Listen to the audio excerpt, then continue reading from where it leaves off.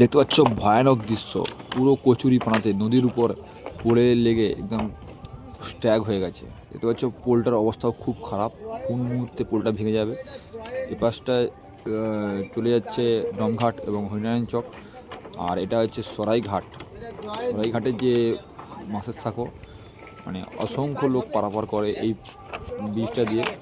তো খুব শীঘ্রই এই ব্রিজটা ভেঙে এই যে পানাগুলো পুরো যে ডমঘাটের যে রানীঘাটের যে ব্রিজটা আছে মাছের সাঁকোটা ওখানে লাগবে, এবং তারপর আমাদের হরিনারায়ণ চকে যে ব্রিজটা আছে সিমেন্টের, তো ওখানে স্ট্যাগ হবে।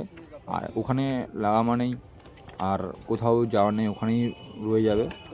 আর ওই যে পোলটার অবস্থা খুবই খারাপ, তোমাদেরকে ভিডিও দেখেছি, এবং এই পোলটাতে দেখতে পাচ্ছ খুব অবস্থা খারাপ। এরই মধ্যে অসংখ্য লোক চলাফেরা করছে, এবং এই বাসটা দেখতে নেমে গেছে এবং খুঁটিগুলো হেলহেল করতেছে। তো কোন মুহূর্তে ভাঙবে, এই মুহূর্তেও ভেঙে যেতে পারে, তার কোনো গ্যারান্টি নেই। এবং এই যে এত পানার যে চাপ সামান্য এই বাঁশের মধ্যে দাঁড়িয়ে রয়েছে, এবং কোন মুহূর্তে এই পোলটা ভেঙে চলে যাবে সেটাও দেখার বিষয়। তো প্রশাসনকে বলবো যে এটাকে খুব দেখতে এবং এর বিকল্প পথ তৈরি করতে। তো এর পর ব্রিজ ভাঙতে শুরু করবে, আর এপাশ থেকে ওপারে যাওয়ার যে রাস্তা সেটাও খুব অসুবিধায় হয়ে পড়বে।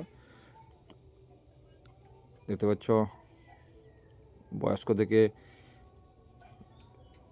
সাধারণ মানুষ সব চলাফেরা করছে।